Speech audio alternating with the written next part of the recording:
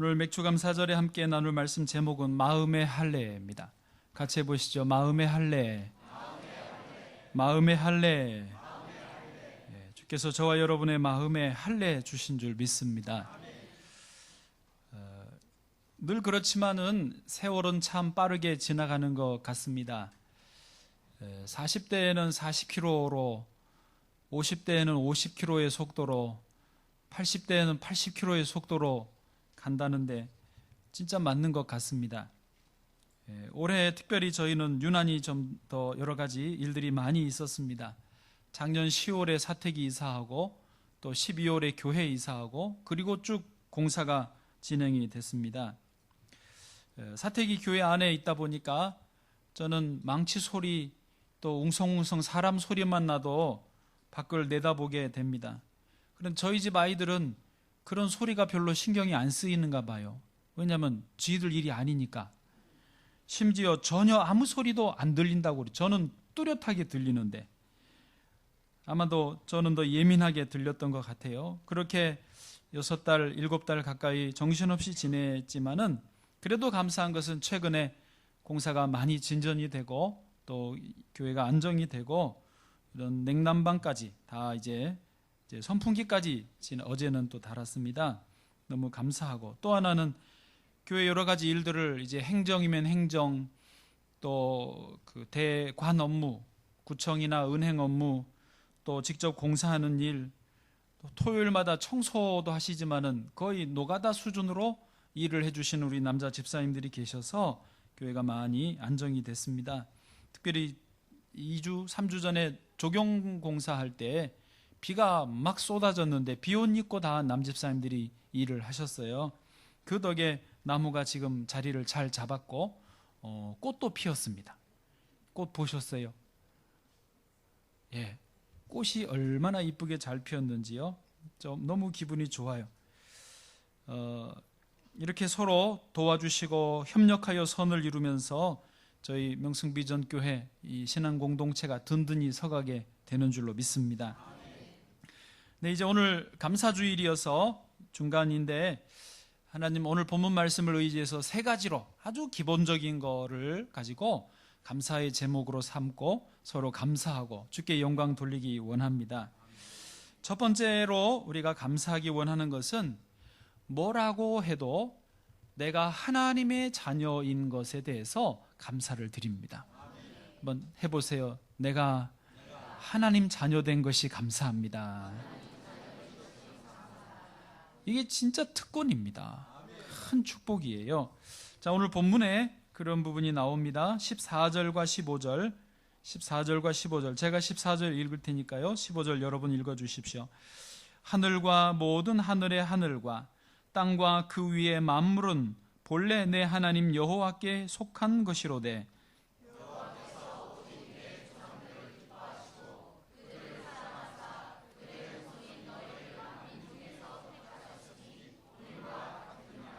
아멘. 예, 방금 읽으신 대로 15절 끝부분에 보니까 모든 만물의 주인이신 하나님이 이스라엘 조상을 택하시고 그 후손을 만민 중에서 택하셨다라고 하는 것입니다. 그와 같은 원리로 저와 여러분을 하나님 아버지께서 자녀로 택하여 주신 줄을 믿습니다. 그런데 분명한 것은 뭐냐면 바로 앞장 9장에 보면 이 이스라엘 백성들이 공의로워서 선을 행하여서 하나님께 잘해서 딸랑딸랑해서 백성을 택한 게 아니었다라는 것입니다. 신명기 9장의 6절에 보면은 이렇게 되어 있습니다. 그러므로 내가 알 것은 내 하나님 여호와께서 내게 이 아름다운 땅을 기업으로 주신 것이 이유가 내 공의로 말미암음이 아니니라. 너희들이 뭘 똑바로 해서가 아니라는 거예요. 오히려 너는 목이 곧은 백성이니라. 이스라엘은 하나님 앞에 목이 곧은 백성, 고집센 백성, 자기 주장, 자기 죄에 빠져있는 백성이었습니다. 그럼에도 불구하고 하나님은 일방적인 사랑으로 주권으로 이스라엘을 선택하시고 자녀로 삼으셨다라고 하는 것입니다. 저와 여러분도 그렇지 않습니까? 아니, 여러분은 모르시겠지만 저는 그렇습니다. 저는 지난 6개월을 되돌아보면 여러 가지 일이 많아서 핑계할 수 있었지만은 그래도 하나님 보실 때 저는 목이 곧은 백성이에요. 목이 곧은 종이, 모가지가 길어 슬픈 짐승이여가 아니고 이 목이 뻣뻣해가지고 하나님 앞에 겸손하지 못하고 자꾸 교만하고 내 자신을 드러내려고 하고 주장하는 저를 보았다라고 하는 것입니다.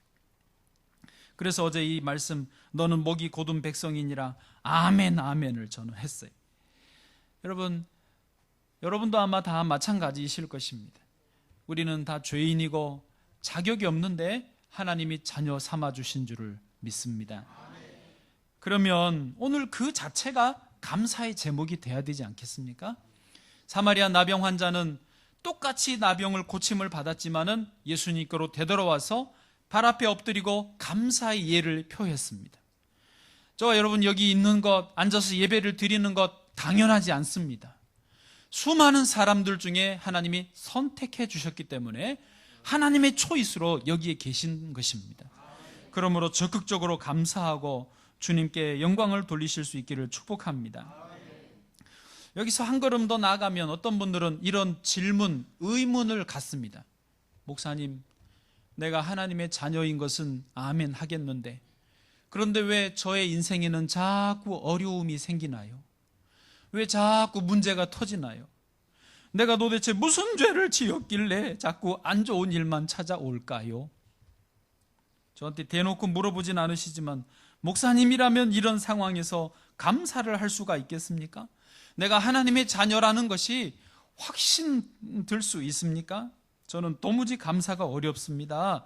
감사할 상황이 아니에요 라고 하는 분들도 있습니다.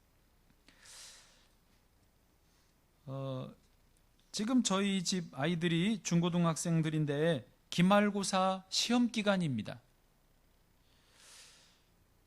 저 때는 안 그랬는 것 같은데 시험 기간이라고 애들이요 그냥 정신을 못 차려요. 아침에도 늦게 자니까 일어나기가 힘들잖아요. 오만 인상을 쓰고 일어나서 막 당연히 엄마한테 요구하고 안 해주면 막 또 신경질을 내는 것 같고 옆에서 내가 보는데 불편한 거 있죠. 또 저녁에 10시 반, 11시 돼가지고 학교에서 와요. 빨리 오지. 피곤하게 늦게 있다가 와서는 막 괴로운 세상 짐을 쥐가 다 지고 가는 거예요. 그래서 하루는 지난주 중에 저하고 저희 안 사람이 식탁에 앉아있다가 큰아이가 오길래 이렇게 불렀어요. 야, 이리 와. 여기 앉아서 수박도 좀 먹고 좀 도란도란 이야기도 좀 하자. 왜 그렇게 바쁜 척 오만 인상을 쓰고 다니냐? 그랬더니 시험 기간이잖아요. 시험 기간이기 때문에 이럴 수밖에 없고 시험 기간이기 때문에 내가 이렇게 인상 쓰고 다니는 것을 이해해달라 뭐 그런 의미 같아요. 예. 그래도 시험 기간이어도 보면 잠도 잘 자고 밥도 새끼 다 챙겨 먹고 간식까지 챙겨 먹고 종종 내 없을 때 인터넷도 틈틈이 잘 하시더라고. 예. 여러분 부모의 시각에서 보면 내 자녀가 시험이든 방학기간이든 학기 중이든 늘 웃고 기뻐하고 감사하는 게 좋지 않아요? 예, 자녀가 시험 안 들고 고난 고통기간 없으면 좋지만 혹 있어도 살아보니까 그거 뭐 별거 아니거든요. 예? 학교 성적이 행복순도 아니고 아니 흔히 하는 말이지만 진짜잖아요. 애한테는 그런 말을 해줘도 안 통해요. 예? 그냥 시험 기간 있잖아요. 여러분 하나님 아버지는 자녀들인 우리가 시험 기간이라 할지라도 고난 기간에 있다고 할지라도 하나님 앞에서 항상 기뻐하고 쉬지 말고 기도하고 범사에 감사하는 것이 우리를 향한 아버지의 뜻이라고 하셨습니다. 여러분 사는 게 팍팍하십니까? 내가 하나님의 자녀인 것이 그 자체도 의심스럽습니까? 그렇지 않습니다. 그렇다고 너무 낙심하지 마시고 주 안에서 내가 하나님의 자녀인 것을 날마다 확인하고 하나님께 감사하며 사실 수 있기를 축복합니다. 이지선 자매는 여러분 잘 아실 거예요. 교통사고로 온몸에 화상을 입었습니다. 얼굴도 대학생, 여학생이었는데 완전히 눈만 이렇게 덩그러니 입술만 남고 다 타버렸습니다. 그런데 이지선 자매와 그 가족들이 보니까 최강으로 긍정의 사람들이었습니다. 잠깐은 죽고 싶다라는 생각도 했지만은 잠시 후에 생각을 고쳐먹고 이지선은 내가 걸을 수 있다는 것, 내가 볼 수 있다는 것, 내가 말할 수 있다는 것에 감사하기 시작했습니다. 병실에 누워서 간병하는 엄마와 함께 그렇게 하루하루 오늘은 무엇을 감사할까? 감사거리를 찾기 시작했다는 것입니다. 손가락을 절단했을 때는 그래도 절단 안 당한 살아있는 남은 손가락이 있다는 것에 감사를 했다는 것입니다. 밥을 먹을 수 있게 되었을 때 먹는 기쁨을 다시 주셔서 감사했다는 것입니다. 여러분 금식해 보십시오. 세상에 낙이 하나도 없어요. 할 일도 없어요. 시간도 왜 그렇게 안 가는지요. 그런데 밥 먹을 수 있게 되어서 감사했다는 거죠. 팔을 구부리게 될 수 있었을 때에도 이게 움직여지는 게 이게 얼마나 감사한 일인지 모른다. 감사를 했다는 것입니다. 그렇게 매일 감사할 거리를 찾다 보니까 날마다 감사의 연속이고 날마다 기쁨의 날들로 지냈다는 것입니다. 오히려 사고 나기 이전보다 하루의 삶이 감동이 더 있고 기쁨이 있고 사는 게 무엇인지 정말 인생의 소중한 것이 무엇인지 가족이 얼마나 귀한지 이런 것들을 알게 되었다라는 것입니다. 그래서 어떤 사람이 질문을 했대요. 혹시 사고 나기 전으로 되돌아가고 싶지 않냐고. 이지선이 뭐라고 대답했냐면 저의 과거의 얼굴을 되돌려 주신다면야 사양할 이유는 없지만 얼굴만 되돌려주고 지금 이 배운 인생의 소중함, 감사의 소중함을, 가족의 소중함을 아는 이것을 옛날처럼 잊어버리고 얼굴만 온다. 그럼 나는 그거는 사양하겠다라는 거지. 살아보니까 화상을 입었어도 고난을 겪었어도 시험을 겪고 있어도 이 소중한 것을 안 것이 훨씬 더 나에게 중요하다. 이것을 고백하는 것입니다. 여러분 우리 안에는요 언제나 성령이 주시는 감사하고자 하는 동기가 있고 반대로 마귀가 주는 불평하고 원망하고자 하는 동기가 동시에 자리 잡고 있습니다. 무엇을 붙드느냐 무엇을 선택하느냐는 나에게 달려 있습니다. 내가 성령의 음성을 따라서 감사를 선택하면 더 큰 감사가 나에게 오는 것입니다. 내가 이렇게 힘든 상황에는 누구라도 불평할 거야 하고 불평을 선택하면 마귀가 잘했다 사장님 화이팅 그러면서 더 큰 불평거리로 나를 인도하고 삶은 더 괴로움에 가득하게 될 것입니다. 여러분 그러나 대체로 보면 항상 그렇지는 못하지만 대체로 보면 하나님의 자녀인 것을 아는 분들은 하나님의 자녀라고 정체성이 확인된 분들은 이 고난의 순간에도 대체로 감사를 선택합니다. 대체로 주님의 은혜를 선택하고 믿음으로 그 순간들을 잘 넘어가더라는 것입니다. 그러면서 고난 속에서 감사하고 조개 속에 진주가 또 보석이 되듯이 그분의 삶이 진주가 되고 보석이 되어는 그런 삶을 살더라는 것입니다. 그런 의미에서 오늘 이 맥주감사절의 첫 번째 감사는 저와 여러분이 하나님의 자녀로 택함받은 이 사실, 이 자체로 감사할 수 있기를 축복합니다. 두 번째로 우리가 감사하기를 원하는 것은 하나님이 우리에게 계명을 주셨다라고 하는 것입니다. 오늘 본문의 12절 13절입니다. 12절 13절도 똑같이요. 제가 12절 읽고 여러분이 13절 읽으시면 되겠습니다. 이스라엘아 내 하나님 여호와께서 내게 요구하시는 것이 무엇이냐? 곧 내 하나님 여호와를 경외하며 그의 모든 도를 행하고 그를 사랑하며 마음을 다하고 뜻을 다하여 내 하나님 여호와를 섬기고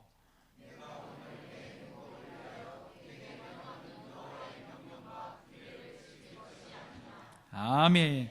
12절도 너무 귀한 말씀인데 13절만 다시 보시면 하나님이 여호와의 명령과 규례를 주시고 지키라고 하시는 이유가 뭐냐면 우리의 무엇을 위하여요? 행복을 위하여. 우리가 행복하게 하시기 위해서 우리에게 계명과 율례를 주셨다라고 하는 것입니다. 저를 보십시오. 어떤 분들은 아직 신앙이 자리를 조금 덜 잡으신 분들은, 또 삶이 살다 보니까 힘든 분들은 나도 모르게 이렇게 생각합니다. 이 성경, 이 계명, 이게 다 번거롭지 않느냐, 이거 다 알지도 못하겠고 이대로 지키고 살다가는 내가 옴짝달싹 못하게 제약이 있고 나를 얽어매는 거 아니냐, 이렇게 오해하시는 분들이 있을 수 있습니다. 그러나 그렇지 않습니다. 여러분 잘 이해해 보십시오. 하나님이 천지 만물을 창조하신 줄을 믿으십니까? 그러면 천지 만물을 창조하신 하나님이 천지 만물이 충돌하지 않고 질서 있게 운영될 수 있는 원리, 창조의 질서를 이 안에 부여해 놓으셨다는 것도 깨달으시기를 바랍니다. 그 질서대로 돌아가면서 사계절이 있고 혹은 건기철, 우기철이 있고 낮이 있고 밤이 있듯이 질서 안에서 아무 문제 없이 조화를 이루고 안정적으로 살아간다는 것입니다. 한 예만 더 들어보겠습니다. 어떤 분이 백화점을 설계한다고 해보십시다. 설계사. 저희가 이거 해보니까 이제 이런 게 뭔지 조금 전혀 모르던 거를 배웠습니다. 10층짜리 건물을, 백화점을 설계를 한다면 그냥 골격 세우고 칸만 메꾼다고 백화점이 되는 건, 건물이 되는 건 아닙니다. 지하 기초도 파야 되죠. 주차장도 여유 있게 만들어야죠. 또 무너지지 않도록 기둥도 일정한 간격을 두고 세워야죠. 또 전기시설, 소방시설, 냉난방, 추울 때 더울 때 시설, 그리고 외부 공기, 산소가 공급돼야 되니까 환기시설까지 다 해야 됩니다. 이렇게 질서 있게 만들어지고 그대로 건축되면 안전하고 문제없이 운영할 수 있는데, 이제 문제는 뭐냐면 백화점을 운영하는 주인이 이거 기둥 때문에 공간이 좀 좁아 보인다, 불편하다, 여기다 진열 더 하고 하면 훨씬 매출이 오를 텐데 기둥을 깎아내, 심지어 이 기둥을 없애요. 저걸로 되돌보로 지지하게 만들어요. 또 비상구에 짐들을 쌓아놔야지, 이거 어디다 쌓아놓냐, 비상계단에 그 짐을 쌓아요. 옥상에 물탱크를 옮겨요. 다 욕심으로 편리한 대로 했어요. 그런데 그러면 어떻게 됩니까? 네, 삼풍백화점이 그래서 무너진 거 아닙니까? 창조하면 창조에 맞는 질서라는 게 있는데 질서대로 따라가면 안전하고 안정적이고 평화를 누릴 수 있는, 그거를 무시하면 편리할 것 같지만 결국은 우리가 같이 망하게 된다는 것입니다. 저는 요즘에요, 동성애라고 하는 이 문제 때문에 참 마음이 심란합니다. 서울시청 앞에서 동성애 축제가 열리는 것, 예전에는 신촌 대학가에서 했는데 시청 앞으로 진출을 했어요. 시장님도 허락을 해주셨어요. 왜 그거를 허락하셨을까 이해가 안 되고, 또 기독교인들이 동성애 집회 안 된다 그래 반대 집회를 그 근처에서 열었어요. 저는 속으로 좋았는데 또 이렇게 여론을 보니까 기독교인들이 너무 자기 주장만 한다, 보수적이다, 폐쇄적이다, 이런 또 반대 여론이 형성되는 것도 머리 아프고 심란하고, 그렇게 어젯밤에 하나님이 마음에 감동을 주시는데 이거였습니다. 여러분도 혹시 그런 질문 들으셨든지 아니면 하시든지 하실 수 있는데, 왜 기독교인들은, 사람들이 이렇게 질문, 왜 기독교인들은 다른 죄들에 대해서는 말도 안 하면서 내버려 두면서 동성애 문제만 가지고 이렇게 예민하게 반응하고 요란하게 반대하느냐. 예를 들면 교회 안에도 무슨 횡령이 있고 사기가 있고, 심지어 죄송합니다, 목회자의 가는 문제도 있고, 그런 교회들의 이런 일들이 있잖아요. 교회가 그래서 개독교니 뭐니 이런 욕을 먹는 이런 판에 자기들이나 잘하지 왜 동성애 문제만 가지고 이렇게 유독히 떠드느냐. 이게 이제 세상 사람들의 어떤 비난이고 비판이고 질문이었습니다.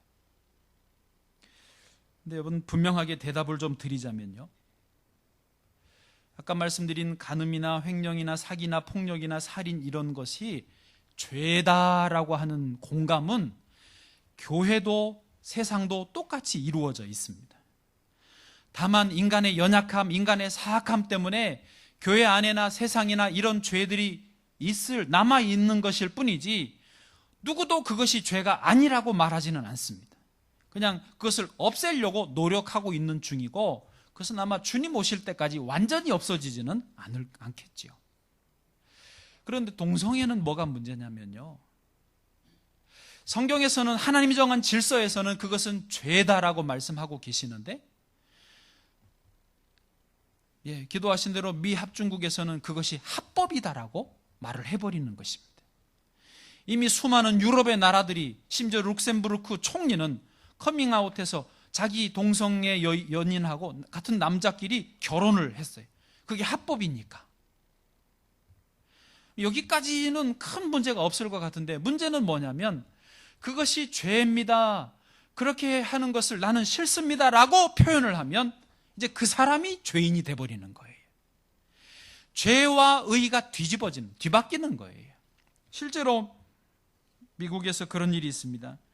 이제 동성 간 연애나 결혼, 그런 성적인 이런 것들에 대해서 다 오케이를 하니까 교과서에도 가족의 모습을 그리면 아빠, 엄마, 자녀들 이런 모습이 그림으로 그려져야 되잖아요. 그런데 그것과 동시에 그 옆에 무슨 그림도 나와야 돼. 반드시 나와야 되냐면 남자와 남자가 같이 이렇게 지내는 가정의 모습. 행복한 우리 집. 아빠. 그럼 난 어디서 나왔지? 엄마. 여성과 여성이 있는 이런 모습이 교과서에 실려서 아이들에게 가르쳐 줘야 되는 거예요. 만약에 교사가 나는 이것을 가르치고 싶지 않습니다 라고 거부하면 그 교사는 면직되든지 벌금 물든지 감옥에 가든지 해야 된다는 거죠. 목사도 실제로 그렇습니다. 미국에서 동성애가 합법인 주에서, 지금은 다 합법돼 버렸지만, 우리 주례해 주십시오 찾아왔어요. 목사님이 나는 동성애 결혼 주례를 하기가 곤란합니다, 못하겠습니다 그랬더니 고발돼 가지고 목사직이 면직돼 버렸어요. 꽃집에 가서 우리 결혼식장에 꽃장식 좀 해주십시오, 동성애자들이 와가지고 꽃장식 해달라고 그러니까 꽃집 아저씨가 내가 성경을 믿고 신앙 양심상 이거를 하기 곤란하니까 미안하지만 옆에 꽃집에 가서 부탁을 해보세요 그랬는데, 이분들이 이 꽃집 주인을 신고해가지고 벌금을 물어요. 몇백만 원을 벌금을 물었어요. 자, 죄와 죄가 아닌 것이 기준이 헷갈려 버리는 게 동성애의 문제라는 거예요. 다시 말씀드립니다. 하나님의 창조 질서 안에서 우리가 연약하고 우리의 죄성 때문에 그렇게 못하지만, 그래도 교회나 세상이나 이것은 죄입니다라고 공감을 하고 있는 상태에서는 큰 문제가 아닙니다. 기준이 같으니까. 그러나 지금 동성애의 이런 최근의 흐름은 기준 자체, 하나님의 창조 질서 자체를 흔들어 버리는 거예요. 그 자체를 파괴해 버리면서 모두 다 자기가 원하는 대로 소수인권 존중이라고 하는 명목으로 질서가 깨지니까 지금은 좋아 보이죠. 지금은 인권, 민주, 자유에 좋아 보입니다. 그러나 그 질서가 파괴된 후유증, 그 부작용은 고스란히 가정이, 고스란히 다음 세대가, 우리들이, 교회가 다 담당을 해야 된다는 것입니다. 저는요, 개인적으로 스포츠를 좋아한다니까요. 좋아하는 이유가 뭐라고요? 거기에는 규칙이 있기 때문이에요. 그리고 그 규칙을 안 지키면 심판도 있잖아요. 예를 들면 축구에서 태클이라는 게 있습니다. 공이 있으면 공의 중심보다 발이 더 위로 올라가면 그럼 바로 반칙이에요. 옐로우 카드를 받아요. 그리고 거기서 의도성을 가지고 심하게 태클을 해서 상대방이 다칠 뻔했거나 다치면 레드 카드가 나옵니다. 퇴장이에요. 그런 선수는 경기장에서 못 뛰게 만들어 버리는 거예요. 그러면서 모두가 서로를 보호해주고 자기 실력을 최대한 발휘해서 골을 넣고, 그러면서 승부를 가리는 게 스포츠 아닙니까? 그게 건강한 거예요. 좋은 거예요. 그런데 지금 이런 동성애라고 하는 거는 기준 자체를 얼마든지 상대에게 태클을 해도 좋다, 너 하고 싶은 대로 해라.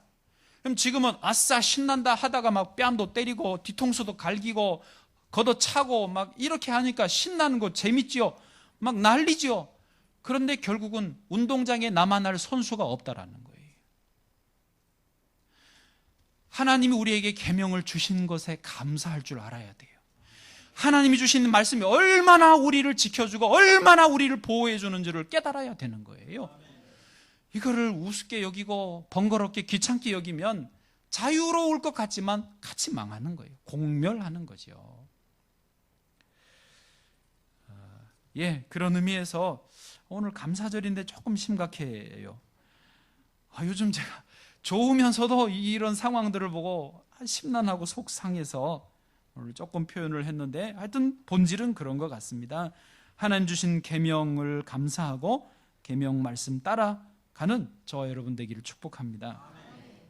마지막으로 세 번째는 오늘 본문의 16절인데요. 하나님께서 저와 여러분의 마음에 할례를 행하여 주시는 것을 감사하기를 원합니다. 자, 16절 읽겠습니다. 16절요, 시작.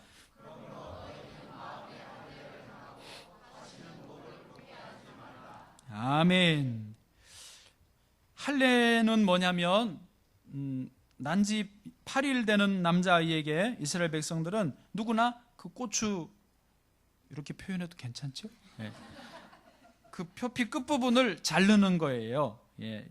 그냥 요즘 말 포경수술이라고 하는데, 그 할례가 그렇게 건강에 좋고 병들을 없애주는 아주 위생적이고 건강한 의료 행위라는 것입니다. 그런데 하나님은 우리의 마음에 할례를 행하여 주셨습니다.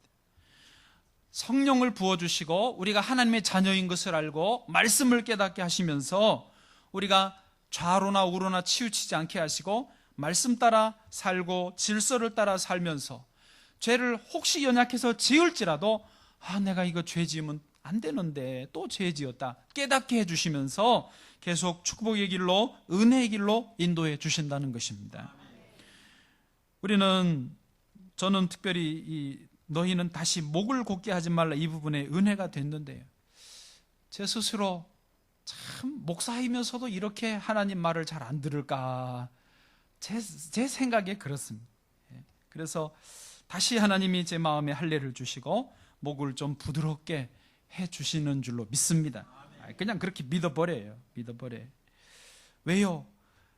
마음의 진정으로 할례가 되고 주님 앞에 겸손하게 행하여야 결국 내가 잘 되기 때문이지.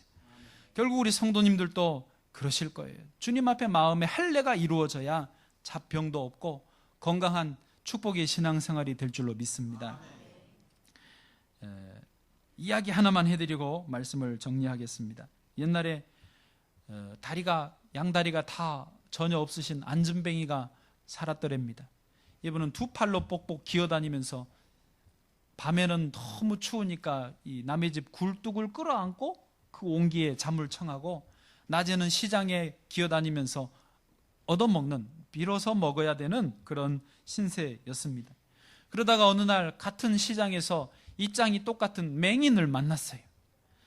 둘이 아이고 네 팔자나 내 팔자나 상팔자다 그러면서 같이 끌어안고 서로 울다가 안진뱅이가 먼저 제안을 합니다. 당신이 나를 좀 업고 다녀달라. 그럼 내가 당신의 눈이 되어주겠노라고. 좋다고. 앞이 안 보여서 답답했던 맹인도 넘어지기 싫으니까 이제 안진뱅이를 업고 다닙니다.